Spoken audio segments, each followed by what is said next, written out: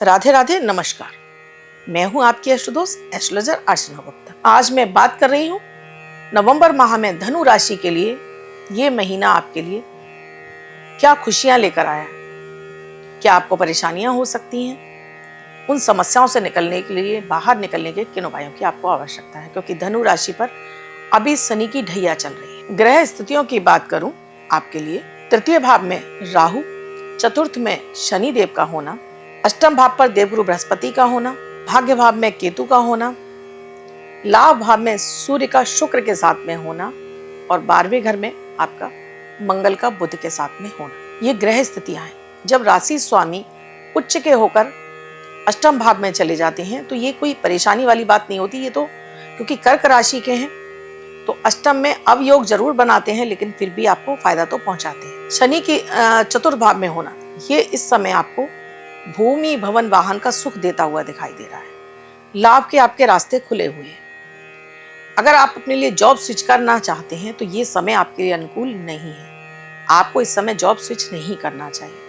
अगर आप अपना व्यवसाय भी बदलना चाहते हैं तो ये समय भी आपके लिए अनुकूल नहीं है। अभी इस समय आप क्योंकि शनि की ढैया के दौर से गुजर रहे हैं तो आप भी देख रहे हैं कि आपके लिए पैसा अटक गया है, जगह जगह पैसा फंस गया है या आपको मिल नहीं रहा। आपको इसके लिए कड़ी मशक्कत मेहनत करनी पड़ रही है, क्योंकि कर्म पर राहु बैठे हैं जो आपको घिसना शुरू कर चुके हैं और चतुर्थ में शनि है जहां आपके लाभ के रास्ते को, यानी कि आपको मन की स्थिति आपकी खराब हो रही है। बार बार मन आपका डिप्रेशन में जा रहा है। इस स्थिति से बचने के लिए, साथ में स्टूडेंट हैं आपके लिए, तो आपको यहाँ पढ़ाई में भी आपके लिए कहीं ना कहीं आपका मन भी नहीं लग रहा है। पढ़ाई में आपका उतना आपका फोकस नहीं हो पा रहा है, क्योंकि राहु की तृतीय दृष्टि पंचम भाव पर होने की वजह से। अगर आप विवाह योग हैं तो ये समय आपके लिए अनुकूल नहीं है। इस समय को आपको अवॉइड करना चाहिए। इस समय आप किसी भी तरह का विवाह से संबंधित आपका कोई प्रपोजल है तो उसे अभी टालना चाहिए आपको। बात कर रही हूं मैं यहाँ पर दाम्पत्य जीवन की, तो दाम्पत्य जीवन आपके लिए ठीक है। यहाँ दाम्पत्य जीवन में किसी तरह की कोई समस्या होती हुई नहीं दिखाई दे रही है। समय आपके लिए संतान प्राप्ति की बात करूं तो संतान प्राप्ति के लिए भी ये समय अनुकूल है आपके लिए। ये समय आपको फेवर करेगा। इस समय आपको किन चीजों से बचना चाहिए?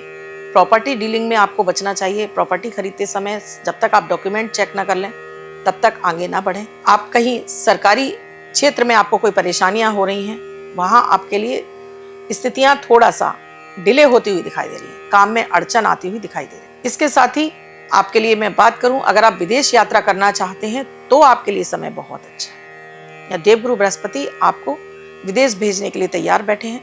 आप जा सकते हैं। आपके लिए वीजा आप इस समय अप्लाई कर रहे हैं, लगेगा। स्टूडेंट हैं, विदेश जाना चाहते हैं, विदेश में सेटल होना चाहते हैं, ये समय आपके लिए बहुत ही ज्यादा अनुकूल है।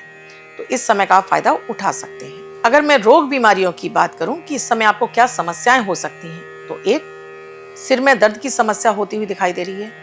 आंखों से संबंधित आपको समस्याएं हो सकती हैं और साथ में चोट चपेट एक्सीडेंट की भी समस्याएं बढ़ती हुई दिखाई दे रही हैं। स्किन एलर्जी भी हो सकती है और एसिडिटी गैस तो है ही है। ये समस्याएं आपकी सब कुछ आपकी डिसॉल्व हो जाएंगी अगर कुछ उपाय आप करते हैं। इसके साथ ही अगर आप बहुत ज्यादा धन हानि से परेशान हैं या पैसा बिल्कुल नहीं आ रहा है तो ये विशेष उपाय आप ही के लिए। इस विशेष उपाय में आपको एक पीला वाला काशीफल लेना है आपको, और इसको नमक के साथ में आप अगर धर्म स्थान पर बृहस्पतिवार को आप रखकर आते हैं अपनी कामना बोलकर, तो ये धन की किल्लत को दूर करेगा। जब भी आपको पैसे की आवश्यकता होगी कहीं ना कहीं से देवगुरु बृहस्पति की कृपा से आपको पैसे का अरेंजमेंट हो जाएगा। इस समय आपको बचना चाहिए कर्ज लेने से, कर्ज देने से। किसी भी डॉक्यूमेंट पे साइन करते समय आपको पूरी तरह से उसे चेक करना है, नहीं तो बेवजह आप धोखाधड़ी के शिकार हो सकते हैं।